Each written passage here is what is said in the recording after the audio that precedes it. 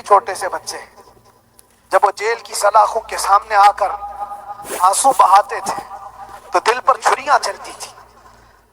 وہ بچے جو ہمیشہ ہمارے سینے پر سوتے رہے آج میں ان کو چھو بھی نہیں سکتا. جب وہ سلاخوں کے پیچھے کھڑے ہو کر دور سے رو کر کے چلے جاتے 15 منٹ تو کیا ہمارے دل میں بچوں کی محبت نہیں؟ کیا ہمارے گھر بار نہیں؟ ہماری بہنیں، ہمارے بھائی، ہماری ماں نہیں؟ دوستوں، مفتی سلمان اظہری صاحب کا جیل سے نکلنے کے بعد پہلا جو ہے کیا نام ہے ویڈیو آیا ہے، تو آپ لوگ بھی اس ویڈیو کو جو ہے شروع سے لاسٹ تک ضرور دیکھیں کہ جب جیل میں ان کو جو ہے کیا نام ہے رکھا گیا تو ان کے ساتھ کیا کچھ جو ہے کیا نام ہے ہوا ہے. تو اسی ویڈیو کو آج جو ہے کیا نام ہے ریئیکشن دینے والے ہیں، تو آپ لوگ بھی اس ویڈیو کو شروع سے لاسٹ تک ضرور دیکھیں. السلام علیکم ورحمۃ اللہ وبرکاتہ. کیا حال چال؟ امید کرتا ہوں خیریت سے ہوں گے. آپ سبھی لوگوں کا اکاؤنٹ ویڈیو میں خوش آمدید. چینل پر پہلی بار آئے تو پلیز چینل کو سبسکرائب کر کے بیل آئیکن پریس کر لیں. چلتے ہیں پہلے مفتی سلمان اظہری صاحب کی جو ہے کیا نام ہے بیان سن لیتے ہیں، گفتگو برقرار رہے گی. برادران ملت اسلامیہ، السلام علیکم ورحمۃ اللہ وبرکاتہ. الحمد للہ الحنان المنان الذي خلق الانسان وعلمه البيان، والصلاة والسلام على رسوله سيد الانس والجان وعلى آله واصحابه ذوي الخير والإحسان. اما بعد فأعوذ بالله من الشيطان الرجيم. بسم الله الرحمن الرحيم. وقل جاء الحق وزهق الباطل ان الباطل كان زهوقا. صدق الله مولانا العظیم. بارگاہ رسالت معاب صلی اللہ علیہ وسلم میں درود پاک کا ہدیہ پیش کریں. اللہم صلی علی سیدنا و مولانا محمد معدن الجود والکرم وآلہ واصحابہ الکرام وابنہ الکریم وبارک وسلم صلاة دائمة سرمدا ابدا. عزیزان گرامی وقار، میں یہ چاہتا ہوں جہاں پر آ کر ہم رکے تھے وہیں سے ہم پھر آگے بڑھتے ہیں. ہم رکے تھے کہاں آ کر؟ کچھ دیر کی خاموشی ہے،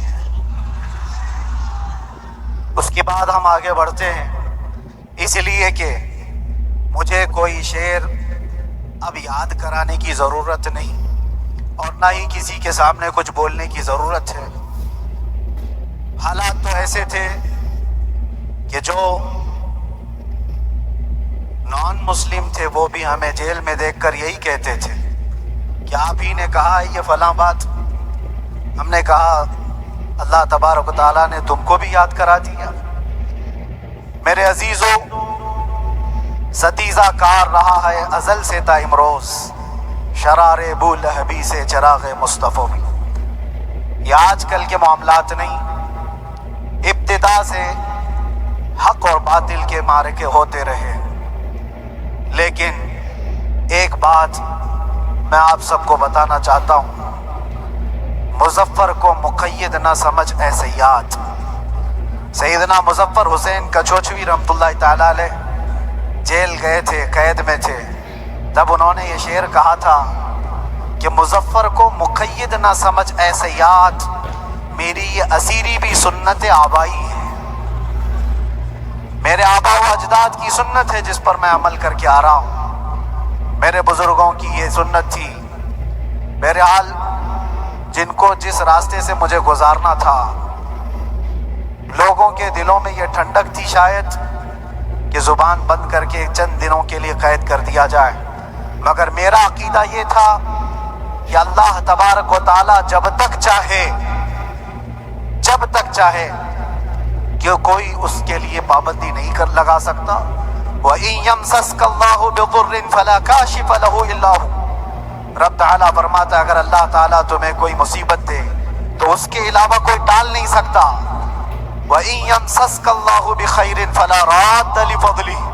اور اللہ کسی کو بھلائی دے دے تو پھر اس کو روک بھی کوئی نہیں سکتا. مولا تبارک و تعالیٰ اگر کسی کو کوئی مقام عطا کر دے تو ہزاروں کیڑوں کے پھڑپڑانے سے وہ مقام ختم بھی نہیں ہو سکتا. اللہ تبارک و تعالیٰ جس کو بڑھانا چاہے اس کے لیے کوئی راستہ رکاوٹ نہیں بن سکتا. اس لیے کہ ہم نے تاریخ میں دیکھا ہے پیبند لگے کپڑے پہننے والے پیروں میں چپل نہیں تھے، جن کے ناخن تک اکھڑ جاتے تھے لیکن وہ جب چلتے تھے قیصر و کسریٰ بھی کانپتے تھے، جن کا ہی یہ نعرہ تھا ٹل نہ سکتے تھے جنگ میں اگر اڑ جاتے تھے، پاؤں شیروں کے بھی میدان سے اکھڑ جاتے تھے، حق سے سرکش ہوا کوئی تو بگڑ جاتے تھے، ارے تیغ کیا چیز ہے ہم توپ سے بھی لڑ جاتے تھے۔ یہ وہ صحابہ کرام اور اسلاف کرام، ان کا یہ معمول تھا۔ بظاہر ان کے پاس کوئی اسباب نہیں تھے لیکن اللہ کی مدد تھی، وہ پانی کی طرح بہتے ہوئے چلے گئے، نہ چٹانوں نے ان کا راستہ روکا، نہ دریاؤں نے ان کا راستہ روکا، وہ جس طرف سے جاتے تھے اللہ تعالیٰ ان کے لیے راستے بناتا تھا۔ عزیزان گرامی وقار، کون ہے وہ جو دریائے دجلہ میں اپنے گھوڑے دوڑائے تھے؟ کون ہے وہ جو دریا میں اپنی کشتیاں ڈال کر چلا دیا تھا کہ واپس جانے کا کوئی تصور نہ ہو؟ یہ سب میرے مصطفیٰ کریم کے دیوانوں کی ہی بات تھی۔ اسی لیے آج بھی دنیا گھبراتی ہے تو شانے لوگوں سے نہیں، دیوانوں سے ہی گھبراتی ہے۔ بہت زیادہ چالاک رہنے والوں سے نہیں، دیوانوں سے دنیا گھبراتی ہے، اس لیے کہ دنیا کو پتا ہے، دنیا جانتی ہے کہ دیوانہ کہاں دیکھتا ہے کسی کو پتا نہیں۔ اور یہ اس دیوانے کی بات کر رہا ہوں جس کے لیے اللہ کے حبیب صلی اللہ تعالیٰ علیہ وسلم کی عزت و وقار سب سے اول ہے۔ عزیزان گرامی وقار، آج آپ کے سامنے حاضر آیا، یہ میرے استاد گرامی، مربی، استاد الاساتذہ، برادر گرامی حضرت العلامہ مفتی زبیر احمد صاحب قبلہ ادام اللہ اقبالہ، جنہوں نے دن رات ایک کر دیے تھے۔ میرے خیال سے 8 مہینے میں جتنے ان کے بال سفید ہوئے اس سے زیادہ نہیں ہوئے ہوں، صرف اس لیے نہیں کہ ایک بھائی کے لیے، اس لیے بھی لڑ رہے تھے کہ ایک عالم کے لیے جس سے دین کا بہت سارا حصہ وابستہ ہے۔ ان کی محنتیں رائگاں نہ گئیں۔ بہت سارے میرے احباب و اقربا، خاص طور پر مدن پورہ اور وکرولی سے، جنہوں نے اپنے گھر بار چھوڑ کر میرے لیے دوڑتے بھاگتے رہے، اللہ رب العزت اس بات کا شاہد ہے، ایک ایک دن اندر میں نے سب کے لیے دعائیں کی ہیں، اور ایسا نہیں کہ کوئی دن بھولا جاتا، اور باہر کی ہمیشہ یہ خبریں آتی رہتی کہ حالات کیسے کے کیسے ہوتے جا رہے ہیں۔ کبھی اگر گھبراہٹ اور بے چینی ہوتی تو میرے عزیزوں صرف ایک ہی بات ہمارے پاس تھی علاج کے لیے، ایک ہی علاج تھا۔ جب بے چینی بڑھ جاتی، اپنوں سے رابطہ نہیں ہو پاتا اور کسی کے خبر نہ پہنچتی، کھانے پینے کی تکلیفیں، رہنے سہنے کی مصیبتیں جب سر پر آتی تو ایک ہی علاج تھا، ان کے نثار کوئی کیسے ہی رنج میں ہو، ان کے نثار کوئی کیسے ہی رنج میں ہو، جب یاد آ گئے ہیں سب غم بھلا دیے ہیں، جب یاد آ گئے ہیں سب غم بھلا دیے ہیں۔ اس رسول محترم صلی اللہ تعالیٰ علیہ وسلم کا احسان عظیم ہے۔ بار بار مجھے یہ احساس ہوتا رہا، پوری دنیا اگر چھوڑ دے مگر یقین تھا آمنہ کا لال کبھی نہیں چھوڑے گا، اور چھوڑا بھی نہیں۔ ہر رات جو ہمارا معمول تھا، ہم نے جو دیکھا، ہماری پچھلی زندگی میں ہم نے اتنے عجائبات نہیں دیکھے ہوں گے جو 8 مہینے کے اندر ہم نے دیکھے۔ نبی پاک صلی اللہ تعالیٰ علیہ وسلم کے انعامات و اکرامات، رب تبارک و تعالیٰ کی مدد سے دل مضبوط ہوتا ہے۔ عزیزان گرامی، ہم نے تو وہاں ایسے لوگوں کو دیکھا جو ڈپریشن کا شکار ہو کر کافر بھی ہو گئے، اور حالات سے گھبرا کر کے وہ انکار کر بیٹھے، کوئی خدا نہیں ہے، کوئی مدد نہیں آتی ہے۔ ایسے حالات وہاں دیکھے، لیکن ان حالات میں بھی اللہ تبارک و تعالیٰ کی مدد ساتھ رہی۔ رسول پاک صلی اللہ تعالیٰ علیہ وسلم کا انعام و اکرام یہ تھا کہ جس طرح سے گئے تھے اسی طرح سے واپس بھی آئے، جس طرح سے گئے تھے ویسی واپس آئے، اور نہ میرے مصطفیٰ نے باہر میری عزت میں کمی کی، نہ اندر عزت میں کمی کی، کہیں پر بھی نہیں۔ الحمدللہ، جس شان کے ساتھ رسول پاک صلی اللہ تعالیٰ علیہ وسلم اپنے چاہنے والوں کو رکھتے ہیں، وہ میں نے دنیا میں دیکھا، اور پھر یہ عرض کیا آقا، آج آپ کی عزت پر بات کرنے والے کو چاہے وہ 1000 کال کوٹری کے اندر ہو، آپ عزت کے ساتھ بٹھاتے ہیں تو پھر قیامت کے دن اس کی عزت کا کیا حال ہوگا؟ عرش حق ہے مسند رفعت رسول اللہ کی، دیکھنی ہے حشر میں عزت رسول اللہ کی۔ میرے عزیزو، ایک بات کو طے کر کے چلو، انہیں جانا، انہیں مانا، نہ رکھا غیر سے کام، للہ الحمد میں دنیا سے مسلمان گیا، اس ایک بات میں جو عزت ہے دنیا کے کسی مقام و منصب اور مرتبے میں عزت نہیں ہے۔ اور حالات دنیا انشاءاللہ میں سناتا رہوں گا۔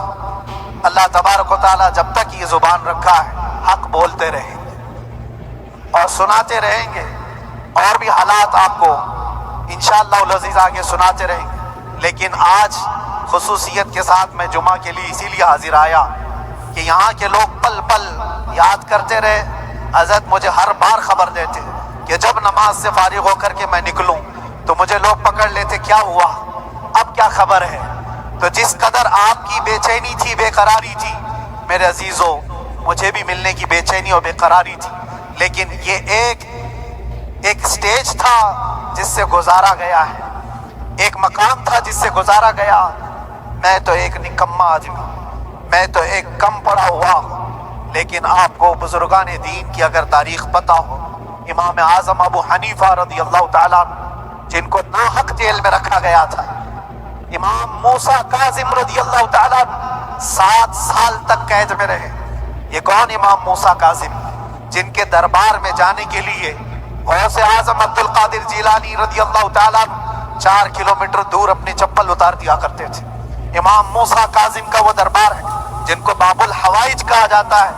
اس امام کو 7 سال تک بغیر کسی قصور کے قید میں رکھا گیا، اور حد تو یہ ہے کہ اسی قید خانے میں زہر دے کر کے آپ کو مارا گیا ہے۔ آپ کا جنازہ جیل سے نکلا تھا۔ امام احمد بن حنبل جن کو 5 لاکھ حدیثیں یاد ہیں نبی پاک صلی اللہ تعالیٰ علیہ وسلم کی، بغداد کے سرے بازار آپ کو ننگی پیٹھ پر کوڑے مارے گئے۔ آپ کو اندازہ ہے بزرگان دین کی ایک لمبی فہرست ہے۔ جب میں وہاں گیا تھا تو ایک بزرگ کی بڑی یاد آئی، وہ تھے حضرت مجدد الفسانی رضی اللہ تعالیٰ۔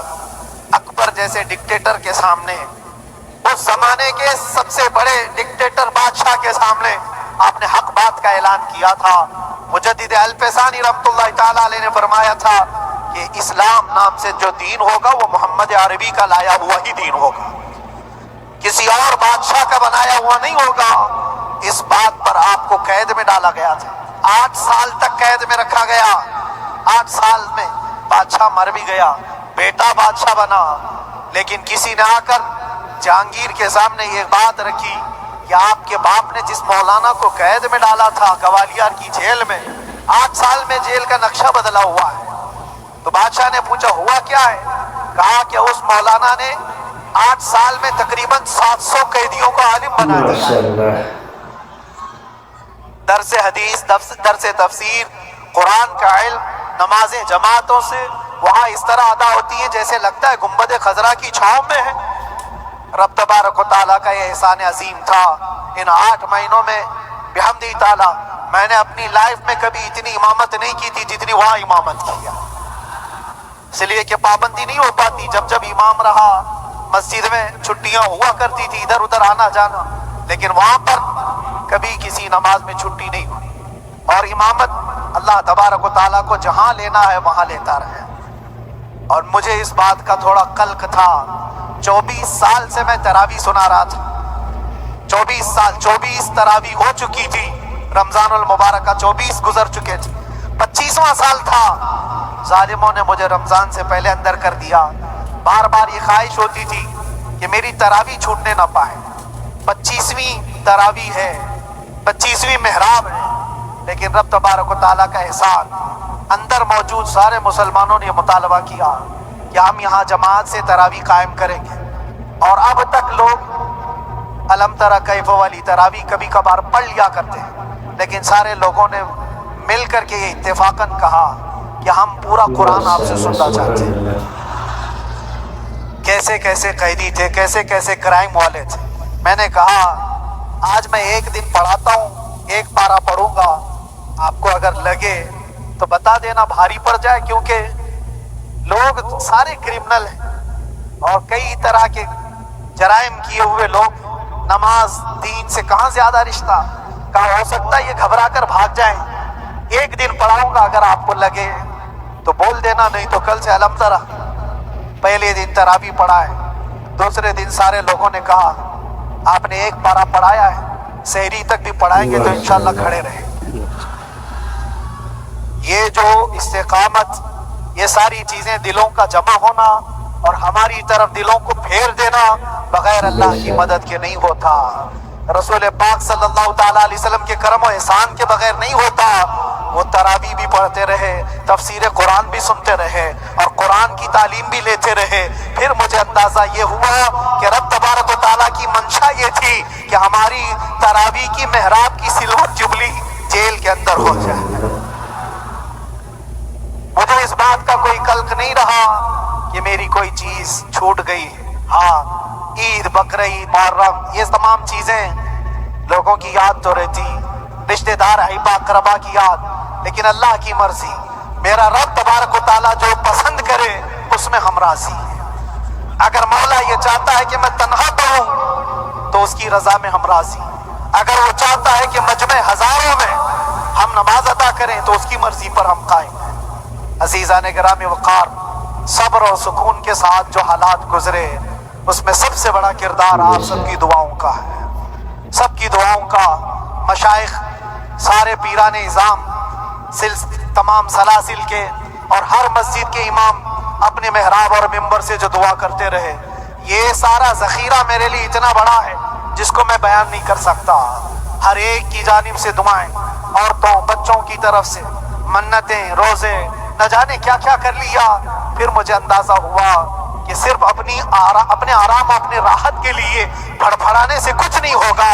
رب تبارک و تعالیٰ یہ چاہتا ہے کہ پوری امت مل کر کے اس فقیر کے لیے دعا کرے، اور اللہ تعالیٰ کو جب تک منظور تھا تمہاری دعائیں ہوتی رہی۔ بعض لوگوں کو یہ خیال بھی آیا، کچھ میرے احبا اقربا رشتہ داروں نے بھی کہا اتنی ساری دعائیں ہوئی، اتنی ساری دعائیں ہوئی، قبول کیوں نہیں ہوتی؟ ایک بات یاد رکھو، پوری دنیا مل کر کھڑے ہو کر دعا کرے، اللہ کی قدرت پر کوئی کام کرنا واجب نہیں ہے، اللہ پر کوئی چیز واجب نہیں ہے، اگر وہ اپنے فضل سے عطا کر دے تو اس کا احسان ہے، اس کا احسان ہے۔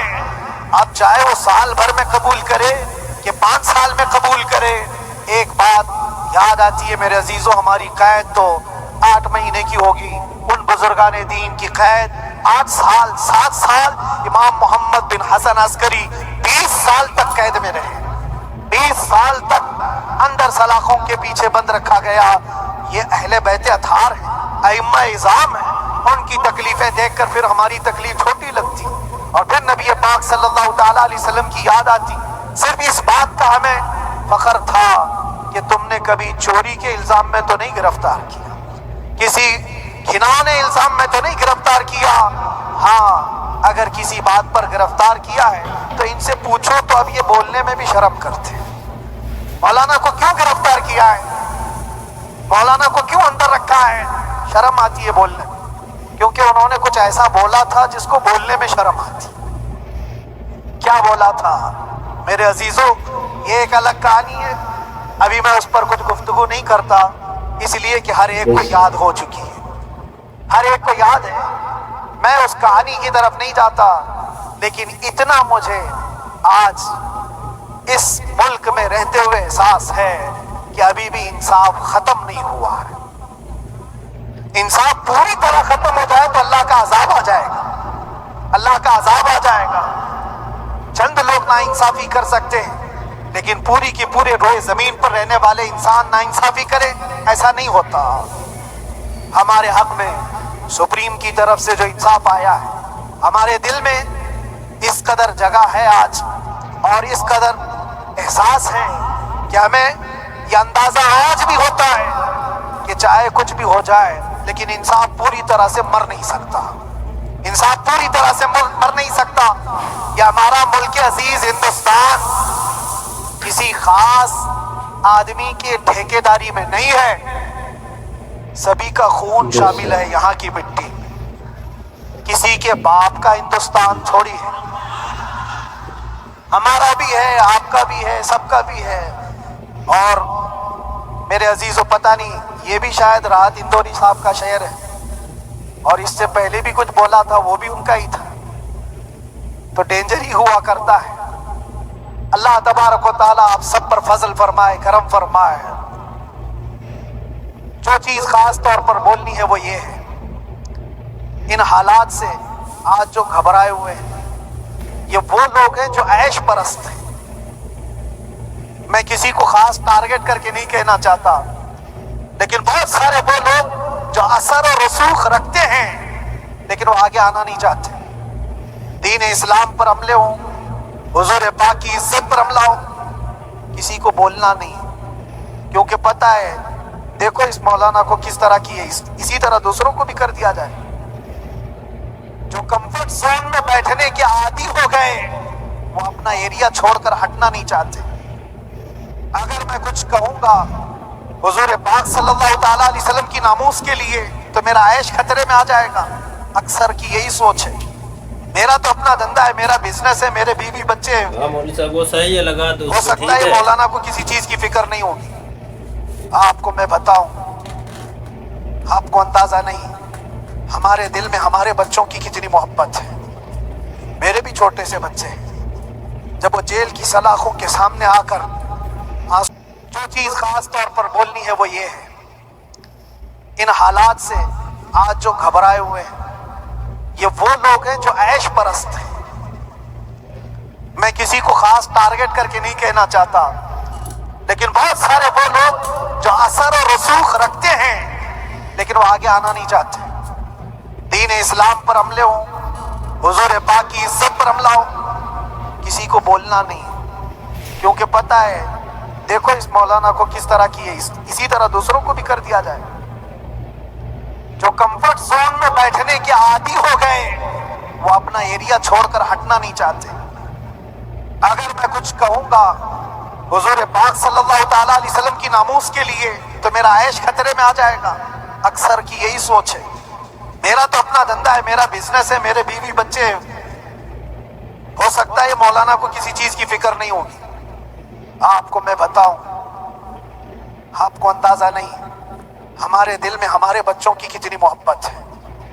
میرے بھی چھوٹے سے بچے ہیں. جب وہ جیل کی سلاخوں کے سامنے آ کر آنسو بہاتے تھے تو دل پر چھریاں چلتی تھی. وہ بچے جو ہمیشہ ہمارے سینے پر سوتے رہے آج میں ان کو چھو بھی نہیں سکتا. جب وہ سلاخوں کے پیچھے کھڑے ہو کر دور سے رو کر کے چلے جاتے 15 منٹ تو کیا ہمارے دل میں بچوں کی محبت نہیں؟ کیا ہمارے گھر بار نہیں، ہماری بہنیں، ہمارے بھائی، ہماری ماں نہیں؟ کتنے تو دن ایسے ہوئے کہ میری ماں کو دورے پڑتے رہے یاد کے لیے. تو کیا وہ ہمارے اوپر کیفیت نہیں آتی کہ ہم خواہ یہ مصیبت کیوں مول لی؟ میری بیٹی تو جھگڑا کرتی اس بات کو کہ کیوں آپ اکیلے ہو، بہت سارے لوگ ہیں سب کا خیال کرتے ہوئے. لیکن میرے عزیزو یہ ان کی اپنی محبت ہے. سارا ایک پریوار اور اس سے زیادہ میرے شاگردوں کی ایک دنیا ہے. کتنے ایسے ہیں میں جانتا ہوں کہ 8 مہینے تک نرم غذا نہیں کھائی میرے ان بچوں نے. میں جانتا ہوں ان کا صرف یہ خیال تھا کہ اندر پتہ نہیں جیل میں آپ کیا کھا رہے ہوں گے. ہم یہاں نرم غذا نہیں کھائیں گے، گوشت مچھلی نہیں کھائی، حالانکہ یہ کوئی چیز تمہارے اوپر واجب نہیں تھی.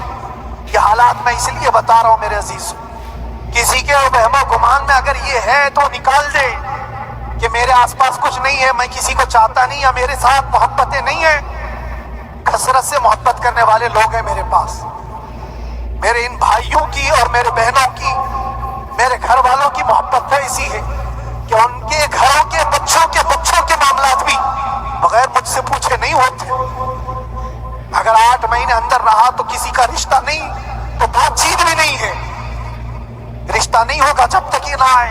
سارے کام ڈیپینڈ رہتے تھے.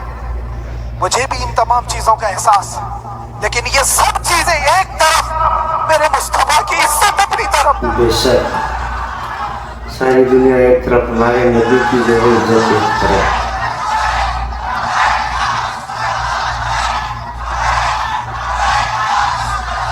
کی آواز کو لگا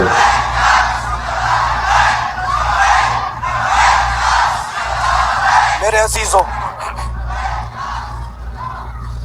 ہر ایک کے آنسوں کے قطرے میں نے دیکھے، بھائیوں کے، بہنوں کے. میرے پاس ملنے کے لیے میرے جو شاگرد آتے ان کے، یہ اکثر جب جیل کی دیوار پر آ کر کھڑے ہوتے ان کی آنکھیں لال، یہ آنسو بہاتے 15 منٹ ملاقات کر کے چلے جاتے. آپ کو کیا اندازہ ہے اندر کے حالات ایک دن 1 سال کے برابر لگنے لگتا ہے. گھٹتے رہتے، لیکن ایک بات کا احساس بار بار ہوتا کہ یہ ساری محبتیں ایک طرف ہیں، لیکن ہم جس کے لیے کھڑے ہوئے ہیں اس کی محبت میں کوئی سمجھوتا نہیں، اس کی محبت میں کوئی سمجھوتا نہیں. ایمان اسی کا نام ہے، لا یؤمن احدکم حتی اکون احب الیہ من والدہ وولدہ والناس اجمعین. تم میں سے اس وقت تک کوئی پورا مومن نہیں ہو سکتا جب تک کہ اپنی اولاد، اپنے مال دولت، اپنے ماں باپ، سب سے زیادہ اپنے رسول سے محبت نہ کرے. بے شک. دعا یہی کرتے رہو جب حضور پاک کا معاملہ آئے تو ساری دنیا ایک طرف ہو جائے. میں نے ایک واقعہ پڑھا تھا اندر ہی، حضرت خالد بن ولید رضی اللہ تعالیٰ ایک قلعے پر اچانک حملہ آور ہوئے تھے. وہ قلعے میں موجود جو دشمنان اسلام تھے ان کی پارٹی چل رہی تھی. بڑے بڑے قالین صوفے بچھے ہوئے، تشتوں میں قیمتی کھانے رکھے ہوئے تھے. خالد بن ولید کے ساتھ جو لشکر ہے یہ تو وہ غریب صحابہ تھے جو پیون لگے کپڑے پہنتے، ایک کھجور پر پورا دن گزارتے. جب یہ اس قلعے پر حملہ آور ہوئے تو دشمنان اسلام جو تھے وہ مقابلہ کرنے کی ہمت نہ جٹا سکے، بھاگ گئے. سارا مال سب چھوڑ کر بھاگ گئے، بغیر کسی جنگ کے، بغیر کسی قتل قتال کے پورا قلعہ فتح کیا خالد بن ولید. اب سنو، جو صحابہ تھے وہ مال غنیمت جمع کر رہے تھے، کیونکہ یہ عرب کے لوگ ایسے مہنگے قالین نہیں دیکھے تھے، ایسے مہنگے صوفے، اتنی قیمتی غذائیں انہوں نے دیکھی نہیں تھی. سب جمع کرنے لگے، سب جمع کرنے لگے. خالد بن ولید نے کہا خبردار ہاتھ مت لگانا، سب ہٹ جاؤ. سب ہٹ گئے. چند صحابہ کو بلایا، یہ سب جمع کرو، اس کو آگ لگا دو. پورا مال غنیمت جو تھا آگ لگا دیا. تو جو صحابہ تھے وہ کہنے لگے کیا یہ اچھا ہوتا یہ سب میں آپ تقسیم کر دیتے، یہ بہت قیمتی چیزیں ہیں، عرب میں ہم لے جاتے تو یہ بہت مہنگی چیزیں ہیں. خالد بن ولید نے کیا کہا جانتے ہو؟ کہا اگر تم کو بھی ان تمام چیزوں کی عادت لگ جائے تو تم بھی ویسے ہی بھاگو گے جیسے یہ بھاگے. یہ آج جو ہمارا مقابلہ کرنے کی طاقت نہ لا سکے اور بھاگ گئے، اس کی وجہ یہ ہے کہ وہ عیش پرست ہے. عیاشی ان کے اندر تھی جس کی وجہ سے وہ کھڑے نہ ہو سکے. اور جب یہ عیاشی آئے گی تم کھڑے نہیں ہو سکو گے، کھڑے نہیں ہو سکو گے. آج میں یہی بات دہرانا چاہتا ہوں، جو بہت بڑے چہرے لے کر بیٹھے ہوئے ہوں، وہ سیاسی اثر و رسوخ رکھنے والے بھی کمفرٹ زون میں رہنا چاہتے ہیں. میں چند لوگوں کو چھوڑ کر کہہ رہا ہوں، اکثر کا حال یہ سوچتے ہیں کہ ہمارے اس دائرے سے نکلیں گے تو ہمارا عیش خطرے میں آ جائے گا، گھر بار خطرے میں آ جائے گا. یہ دنیا کی محبت انسان کو بزدل بناتی ہے، بزدل بناتی ہے. اس لیے میرے عزیزوں، آپ جب کبھی یہ بات آئے، ایک طرف میرا پورا خاندان، ایک طرف میرے عیش کی زندگی اور ایک طرف رسول پاک کی عزت کا معاملہ، تو آپ مجھے بتاؤ آپ کس بات کا فیصلہ لیں گے؟ اسی بات کا فیصلہ لینا ہوگا نبی پاک صلی اللہ تعالیٰ علیہ وسلم کی عزت کی خاطر. تمہیں اس بات کا فیصلہ لینا ہوگا، اپنا سب کچھ گنبد خضرا کل بھی تھا آپ، میرے نبی سے میرا رشتہ کل بھی تھا آپ، اور بتلا دو گستاخ نبی کو غیرت سنی زندہ ہے، ان پہ مر مٹنے کا جذبہ کل بھی تھا آپ، آج بھی ہے. بس یہ جذبہ باقی رہے. ہم کسی کو لڑنے کے لیے، مرنے کے لیے، مارنے کے لیے میدانوں میں اتارنے کی بات نہیں کرتے. میں اکثر اپنی تقریروں میں کہا کرتا ہوں، یا آپ سے پہلے بھی کیا، اگرچہ میری تقریروں کو ڈائیورٹ کیا جاتا ہے، آج بھی بہت لوگ ہوں گے، بلکہ آج مدن پورہ کا یہ پہلا جمعہ ہے. مجھے اندازہ ہے پورا ہندوستان نہیں، باہر بھی سب کی نظریں اس پار ہیں کہ آنے کے بعد یہ کیا بولتا ہے، آنے کے بعد یہ کیا بولتا ہے. سب اسی انتظار میں ہیں. میں سب کو ایک ہی میسج دوں گا، آنے کے بعد وہی بولے گا جو پہلے بولتا تھا. اللہ اکبر، یا رسول اللہ.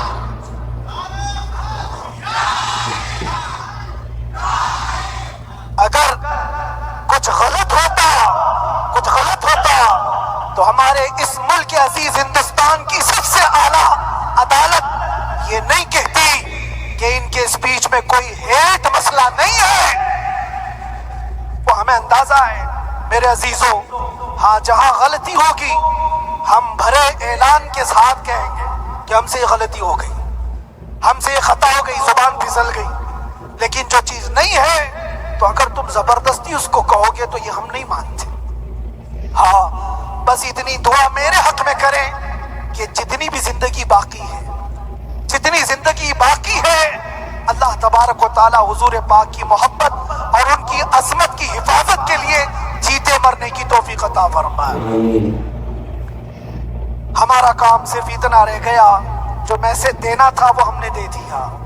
اب جو حالات آ رہے ہیں میرے عزیزوں، آپ سب کے لیے بھی میں یہ گزارش کروں گا، دین کی طرف آ جاؤ، سچائی کی طرف آ جاؤ، ورنہ گاجر مولی کی طرح کٹ جاؤ گے، ختم ہو جاؤ گے۔ دین کی طرف آؤ، سچائی کی طرف آؤ، اور اسلام نے کہیں پر بھی تمہیں کسی طرح کے آتنک اور دہشت کی تعلیم نہیں دی ہے، کہیں پر کسی ٹیررسٹ کی کوئی بھی تعلقات کی۔ کہیں مجھے کوئی بات بتا دو، اگر کوئی مسلمان اس طرح کی حرکتیں کر جاتا ہے جس کو یہ لوگ بدنام کرتے ہیں، تو ہم سمجھتے ہیں اس کا اسلام سے تعلق نہیں ہوگا۔ اسلام سے تعلق ہوتا تو اس کے اندر صدیق اکبر اور فاروق اعظم کی ادائیں ہوتی۔ آج آپ کو وہ معاشرہ زندہ کرنے کی ضرورت ہے۔ میں نوجوانوں سے کہوں گا، بہت دن گزار لیے ٹک ٹاک پر مجرے، اور تمہارے اس انٹرنیٹ کی دنیا پر جس طرح تم نے آوارگی کر لی ہے، اب وقت کم بچا ہے۔ آ جاؤ میرے نبی پاک کی گنبد کی چھاؤں، عزت وہیں پر ہے، انہی کے قدموں میں عزت ہے، اور یہاں پر بھی ہے اور آخرت میں بھی ہے، آخرت میں بھی ہے۔ بس اس عزت کے لیے آپ سب سے میں گزارش یہ کروں گا، سچائی کی طرف واپس آ جاؤ، سچائی کی طرف واپس آ جاؤ۔ جو تمہاری نمازیں باقی ہیں اس کو پوری کر لو، اس سے پہلے کہ دنیا تم پر نماز پڑھ دے، اس سے پہلے کہ تمہارے جنازے کی نماز پڑھی جائے، اپنی نمازیں کمپلیٹ کر لو۔ اور علماء ذوی الاحترام کا ادب و احترام اپنے اندر رکھو۔ صرف اس بات کے لیے آپ کو میں احساس دلانا چاہتا ہوں کہ مجھے جس راستے سے گزارا گیا، جتنے دن قید و بند کی صحبتیں گزاری گئی، یہ صرف یہ میسج دینا تھا کہ پھر اس مولانا کا یہ ہو سکتا ہے تو چھوٹے چھوٹوں کی کیا کر دیں گے۔ ایسا اگرچہ آ جائے موقع تب بھی گھبرانے کی ضرورت تھی۔ آپ کو پتہ ہے اس ملک عزیز ہندوستان کی آزادی میں 20,000 علماء کو پھانسیوں پر لٹکایا گیا۔ انگریزوں نے 30,000 علماء کو کشمیر سے لے کر دلی تک ہر درخت پر ایک عالم کی لاش لٹکتی تھی۔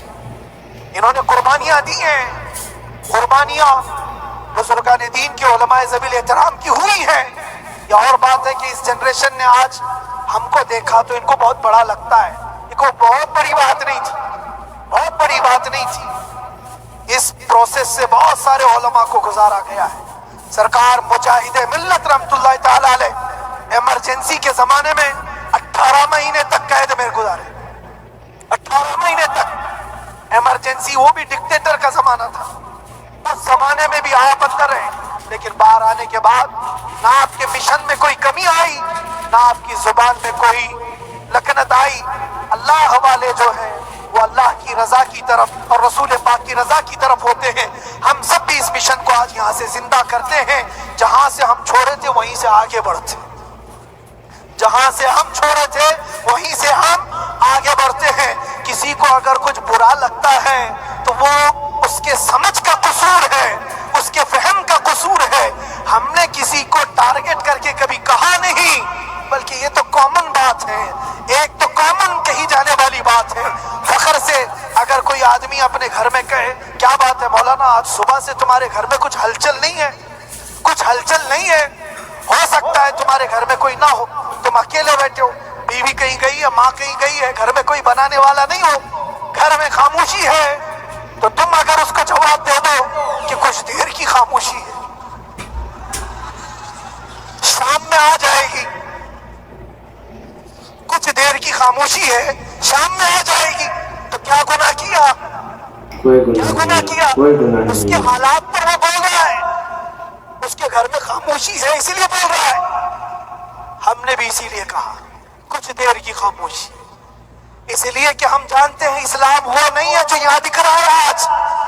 اسلام تو وہ تھا جو صدیق اکبر کے زمانے کا تھا، اسلام تو وہ تھا جو فاروق اعظم کا تھا، اسلام تو وہ تھا جو عثمان غنی اور حیدر کرار کا تھا. تو وہ جو ہلچل تھی وہ خاموش ہے. صلاح الدین ایوبی کا دور تھا، وہ اسلام کی ہلچل تھی. تو میرا گھر آج خاموش ہے، اس لیے تو میں پکار کر کے رہا کچھ دیر کی خاموشی ہے. اور ہمیں اپنے رب سے یقین ہے یہ خاموشی ایک شام ٹوٹے گی، کوئی صلاح الدین آئے گا. اور اللہ تبارک و تعالی ہم سب کے اس عزم اور حوصلے کو زندہ رکھے اور آپ سب کی محبتوں کو سدا سلامت رکھے اور میرے آقا صلی اللہ تعالی علیہ وسلم کے قدموں پر اور مٹنے کی ہمیں توفیق عطا فرمائے. وآخر دعوانا الحمدللہ رب العالمین. لبیک یا رسول اللہ.